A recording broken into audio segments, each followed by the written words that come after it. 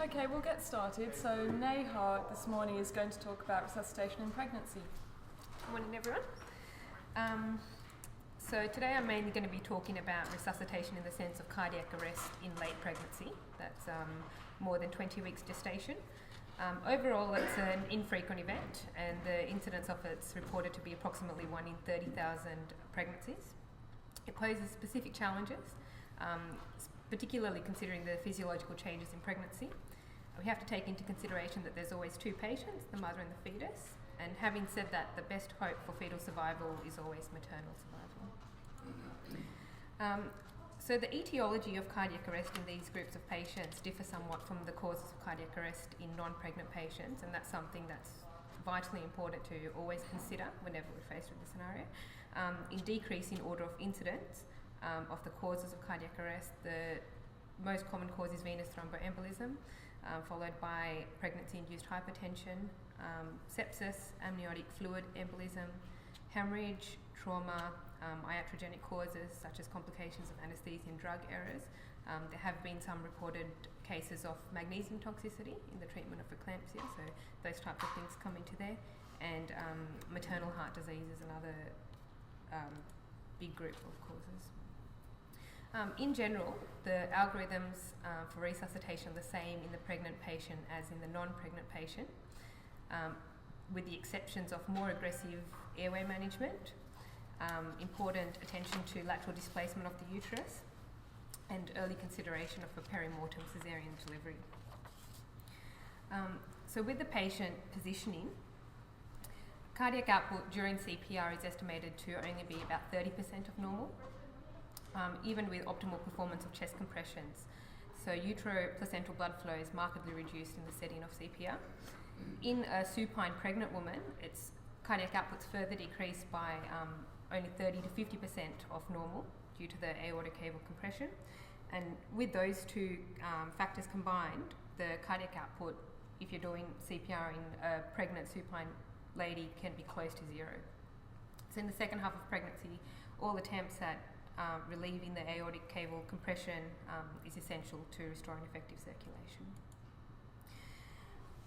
A study in 1988 by Rees and Willis looked at the force that could be achieved with chest compressions in a decubitus position at various angles, and they found that at an angle of 27 degrees tilt, the maximal possible resuscitation force with CPR was still only 80% of that could be achieved in the supine position. What's important is that it's often difficult to perform CPR on someone in a lateral position, and you often need a hard surface to do it on. Therefore, some of the other wedges or tilts that we use might not be as relevant in a CPR setting.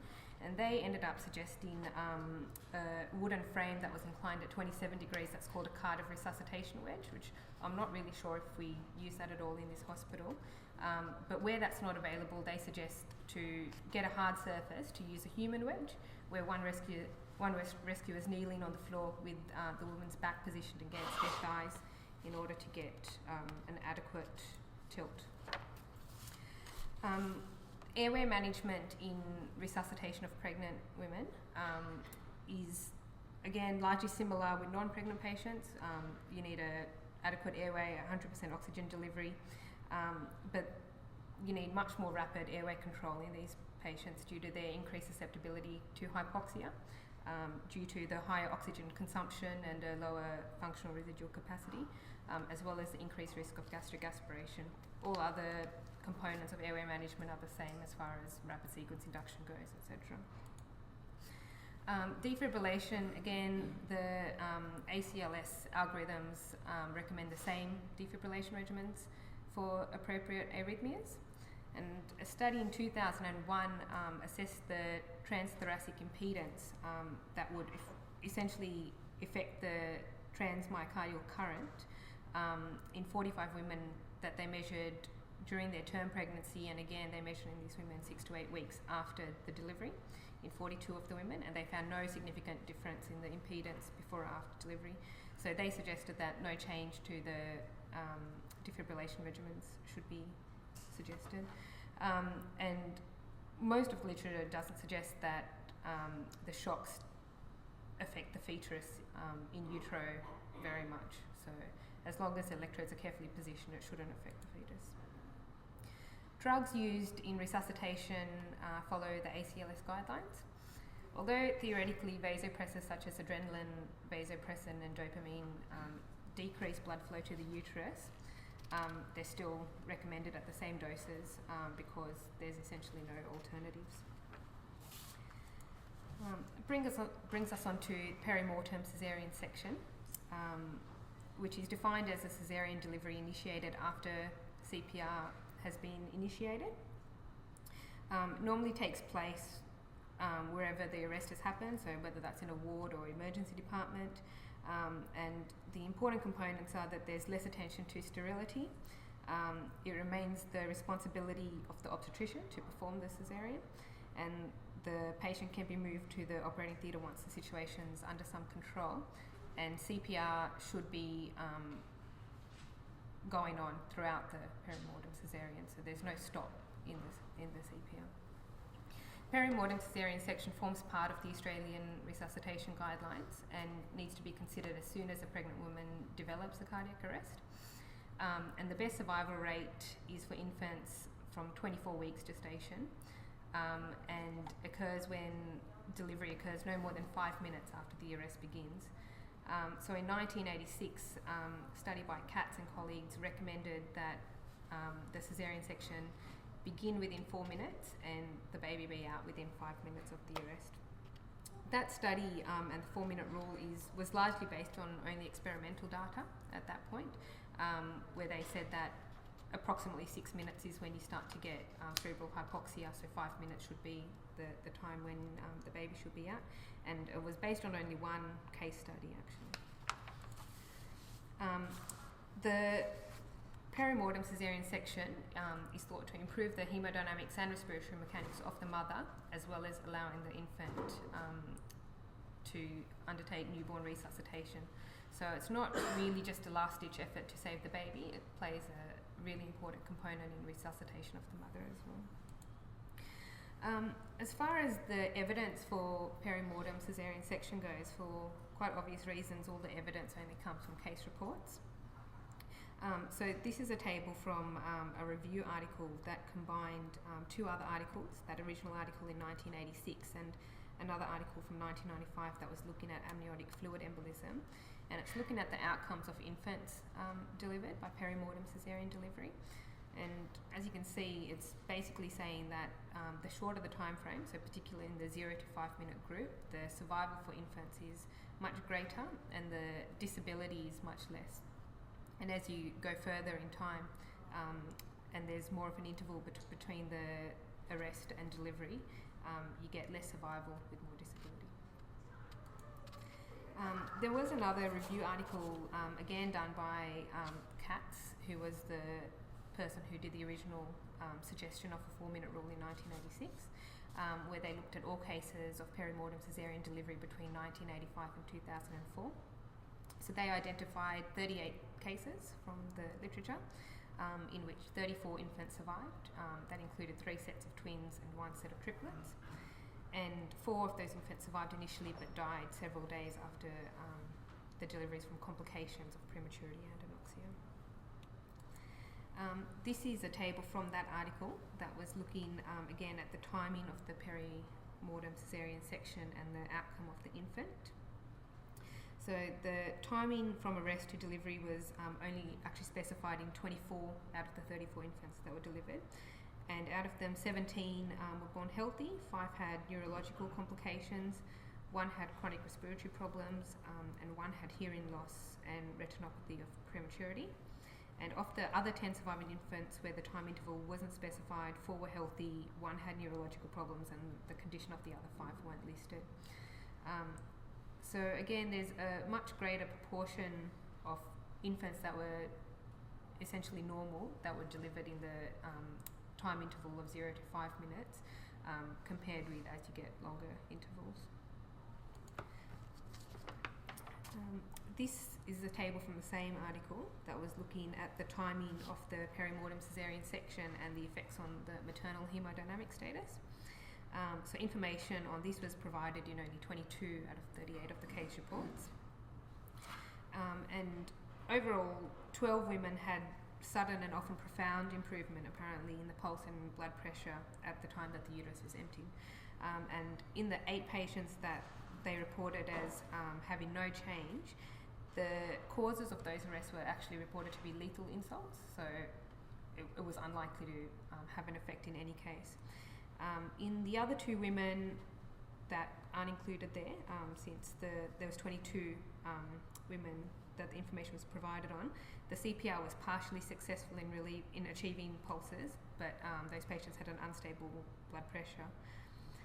Overall, this is saying that the timing has less of an effect on the maternal hemodynamics, but overall the fact that perimortem caesarean section has been performed does improve the hemodynamic status where reversible causes are present. And overall, the conclusion of the review was to strongly support performing a perimortem section within 4 minutes of maternal cardiac arrest, even if the resuscitation, particularly if the resuscitation is ineffective. So in terms of making a decision as to whether or not to undertake a perimortem caesarean section, there's 3 main factors. So probably the biggest one out of them is the gestational age of the fetus. So if the fetus is less than 20 weeks, it's generally advised not to undertake a perimortem caesarean section because they feel that the gravid uterus of that size is unlikely to significantly compromise maternal cardiac output in the first place, and obviously the fetus is going to have very low chance of survival. In the 20 to 23 week group, it may enable successful resuscitation of the mother, but it's unlikely to affect survival of the infant. And almost in all cases, 24 weeks and more, that they would probably suggest to undertake a perimortem caesarean section to save the life of both the mother and the infant. Another thing that we can use in determining whether to undertake it are the features of the cardiac arrest itself, so where there is a short interval between the arrest and delivery, where there's no sustained pre-arrest hypoxia in the mother, where there's minimal or no fetal distress before the cardiac arrest, where aggressive and effective resuscitation efforts have been undertaken for the mother, and where good NICU support is available. And obviously, things in the professional setting are also important, where there's appropriate equipment and supplies and appropriately skilled personnel. And the other recommendations that come from the literature are that there should be perimortem caesarean packs located on all resuscitation trolleys to enable delivery within that very short time frame, as well as that institutions practice mock scenarios of cardiac arrest and perimortem caesarean sections so that it runs smoothly. And that's actually it. So any comments or questions? Thanks for your answer. Any other questions? Just with the numbers for the effect on the maternal outcome with the time difference, was there at the time to return to spontaneous circulation? Was there an outcome? There wasn't really with the time, okay. But they said that overall, the fact that it's been done, even if it's half an hour from the original insult, if there's reversible causes of cardiac arrest, then it does affect maternal outcome. Probably a signal of the whole topic again. Best thing to have everything started within 4 minutes. I don't think you'd even diagnose cardiac arrest within 4 minutes. That's probably true. A bit cynical? Think about it. However, true.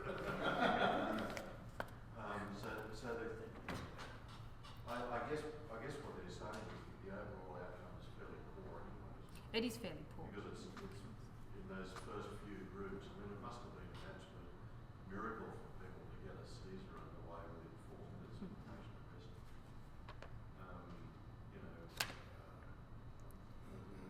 A little querulous as to how they actually determined that figure. How many cases did they use to determine that within 4 minutes you get a reasonably good survival? I think there was about 30 or so cases that were within 4 minutes, and the rest were. They must be in the operating theatre or But I think that their suggestion is that as soon as you call an arrest, you should have the scalpel ready, essentially, and it's just a matter of making that decision within the 4 minutes that the resuscitation is effective or not effective. It's not done. It's done wherever she falls, isn't it? It's not done. She's not moved at all. They basically just need a scalpel and nothing else. That delivery within 4 minutes you're talking about? Start within 4 minutes and delivery within 5 minutes. Even delivery less than 15 minutes, if you're looking figures, the outcome is pretty good. It's still better than, obviously, further on, but it's best in the 0 to 5 minute group. But where maternal hemodynamic status is concerned, the effect of timing is not as important as on the infant. I'd say the vast majority of these will be people who come through casualty. Well, that stage it's already 10 to 15 minutes and don't have to do it down in casualty. Yeah. Having been to one down in casualty, it's never an organised well, smooth operation. Sure. But in terms of, it is possible we could get someone done in delivery suite in 4 minutes. They did get, they had a patient who went unconscious and they had them around the delivery suite.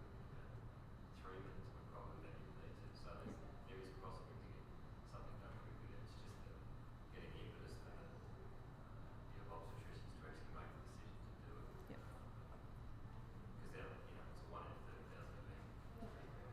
I'm amazed that there must have been all across America 38 cases of it. I think it was the case reports around the world, essentially, whatever's in the literature.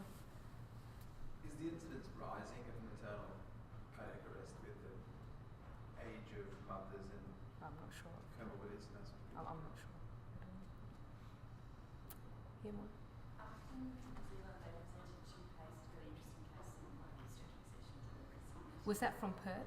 Yeah. From Perth, and they had 2 cardiac arrests over the last couple of years, and one went very, very badly in a small institution, and one went very well. And that little institution where it went well, they actually practice on a regular basis in the unit, mock cardiac arrests, and they do it with the nursing staff And the staff. obstetrician. And they've got all their packs set up so that, because I think they had one instance where the registrar spent about 3 seconds trying to get the scalpel thing on the handle. So they now have the packs with the scalpel just set up and ready just to reduce. I know it doesn't happen very often, but they've got these really great systems set up so that if it does happen, Yep. they can get the baby out in 5 minutes, and they practice it. Yep. And that makes a huge difference. We have one black towel, one came with pulmonary edema, had a cardiac arrest in A&E, and they did a section in A&E in both man and babies as well. I think here we would certainly be limited to a certain extent. There are some more senior obstetric registrars, but there are That not a lot in the journal. and there are a lot of registrars that do doing a DNC supervisor or assistant. So I think unless you had a senior obstetrician around, your chances of bumping is none. How can the surgeons would be to perform the procedure for their own junior obstetricians? I don't think they would. Do we take your phone calls in advance to actually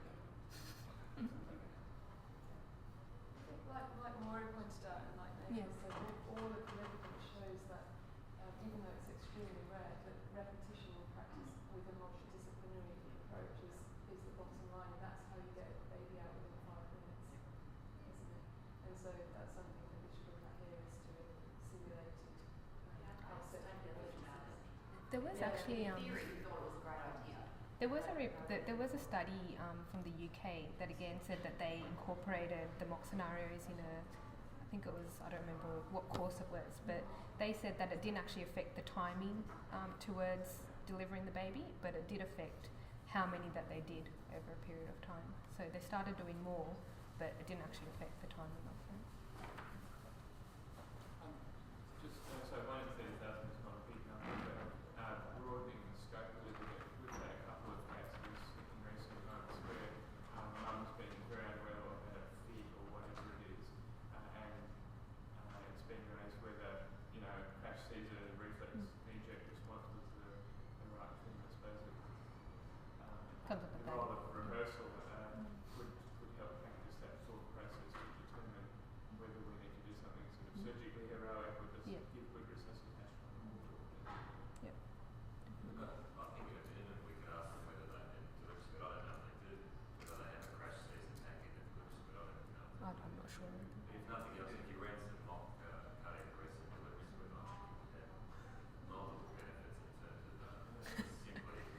resuscitation.